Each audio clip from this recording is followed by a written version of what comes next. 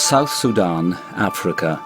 Miles off the beaten track lies the village of Loronyo. Here, in 1921, a boy is born who one day will become a priest, a martyr and a hero. His name is Saturnino Lohure. Through his life and untimely death, he became a symbol of South Sudan's fight for independence.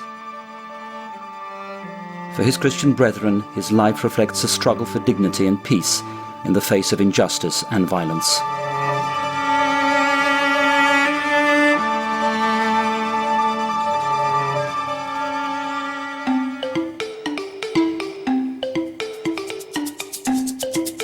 Life in Loronyo village was simple but rich in meaning. The lessons learned under the thatched roofs of the community huts gave young Saturnino a solid foundation for the future. So far, Saturnino Suali grew in a village knowing very well that there are the norms that he has to follow. In the Lotuko setting, any child born in a community is the property of everybody. He does well, is appreciated by all. He does wrong, is corrected by all. Young Saturnino was baptized at the age of 10. The teachings he learned through catechism harmonized with much of what the boy already knew from tradition. There is a God, the Lotuko called Ajok. There is a mysterious being who created all of us among the Lotuko. They believe it. So when the Christian values came in, there was nothing contradictory to the belief in one God. These values that the people here in Loronyo has stuck in the brain and heart of this young man. Anything that was contrary to the setting and the traditions of the South, Father Saturnino rejected completely. Young Saturnino liked to read. He was a good student who excelled at school, finishing his primary studies several years ahead of his peers. His natural inquisitiveness became his compass towards the truth. In his own life as a student, Suali he read about slavery and slave trade. And when he grew up, slave trade was still going on in a different way. Not anymore maybe taking a human being and sell out, but the operation. Somebody sitting on the head of somebody and said, you, in order to be like me, you must be a Muslim.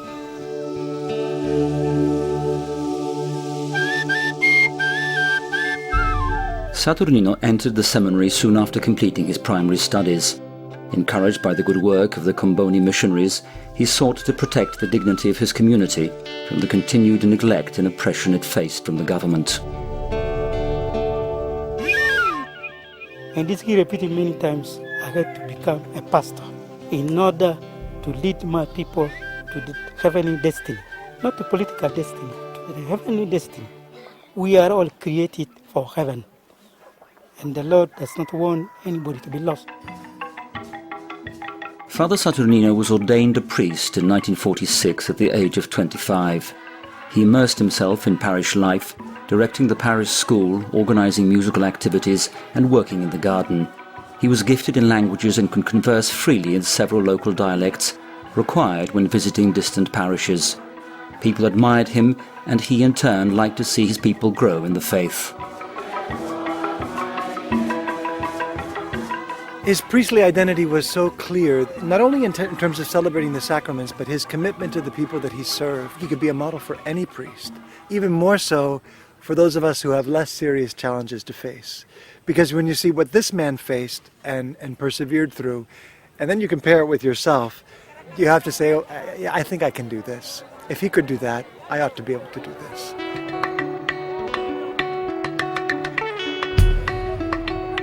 Sudan gained independence from the British Crown in 1956. The newly established state offered hope for the neglected people of the South to finally better their life. In 1958, with special permission from the Holy See, Father Saturnino campaigned and was elected to represent the southern region of Torit in the new formed Khartoum Parliament. The constitution was to be drafted. His goal was to seal into law civil and religious freedoms for his people.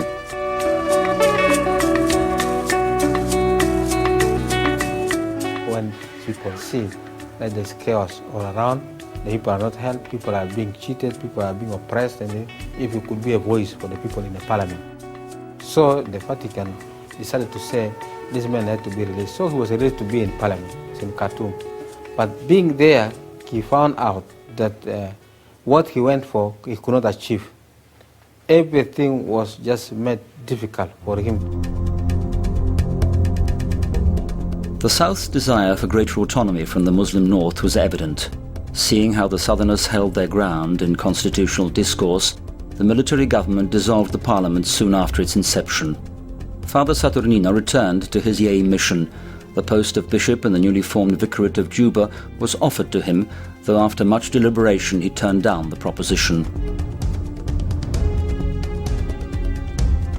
He was one of those who was suggested to be a bishop, and he said, I did not like to be a bishop of slaves, because the South was considered a complete place for slavery and all the oppression and so on. He refused, to prefer to go and work with the people.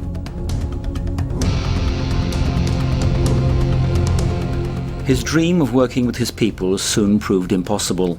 On receiving word that he was a target in the eyes of the Khartoum government, he fled to Uganda, never to return to Sudan again.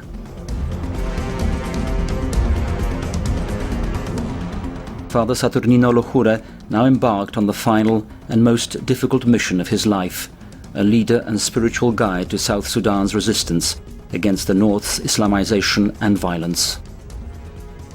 Father was a lighter, somebody who wanted to touch the heart of everyone, women and men, children and old. He wanted to see that you people know their rights. He said, we as Christians, if we keep quiet, that means we will make our Christians who are being persecuted to think we don't care about them.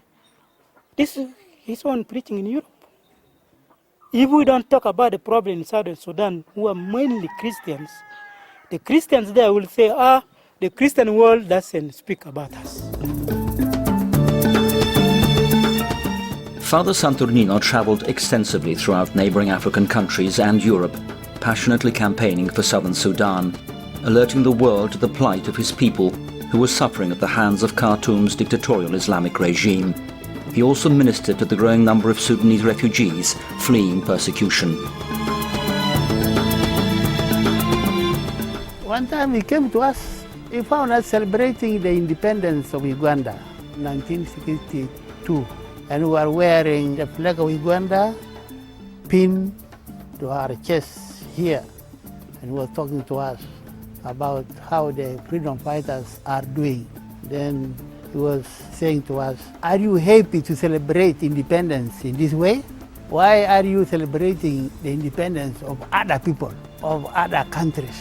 One day you will celebrate independence of the Southern Sudan in the way you are celebrating the independence of Uganda. We are all dumbfounded.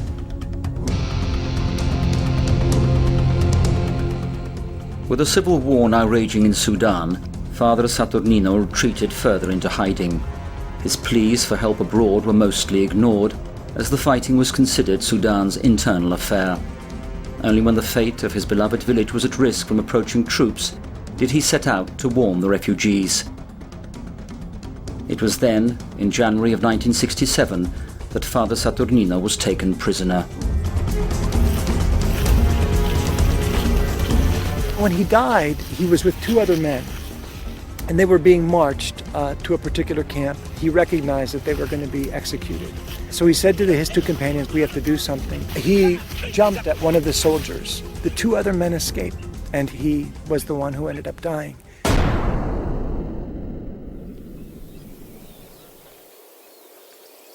So even in the last act of his life, there was a laying down of his life for others.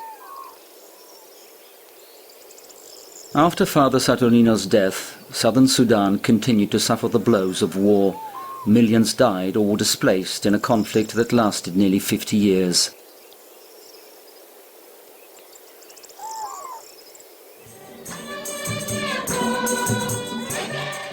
It was not until 2008 that Father Saturnino's body was returned and finally laid to rest in his homeland.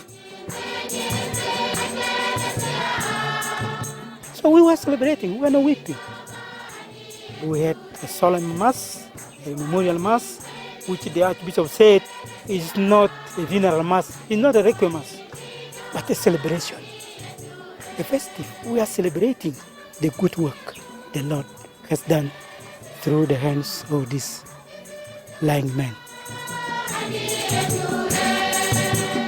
We started arranging with the Archbishop of Odama of Uganda. Two cases were very obvious. The cross with a thread chain, it is not iron chain, remain intact until today. The trouser that has been for 40-something years is not eaten by white ant. It's still as it is. You can wash and wear. The place after the Archbishop went back from here to go and check where he was killed. The traces of dark blood is still until here, 42 years.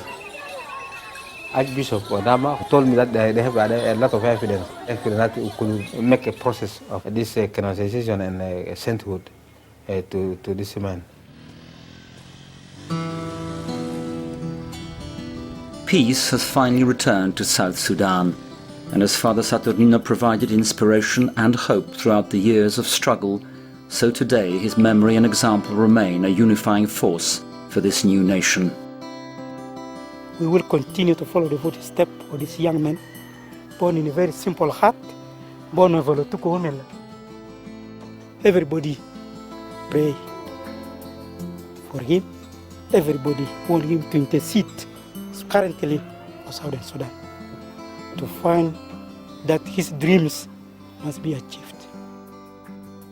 Father Saturnino used all of his gifts and ability to struggle and to fight in a hope-filled, sustained way. He represents really a hero and a model for the people here in the South. The role that a heroic figure can have in giving people courage, and saying you don't have to be afraid. We have a hope that goes beyond the confines of this life.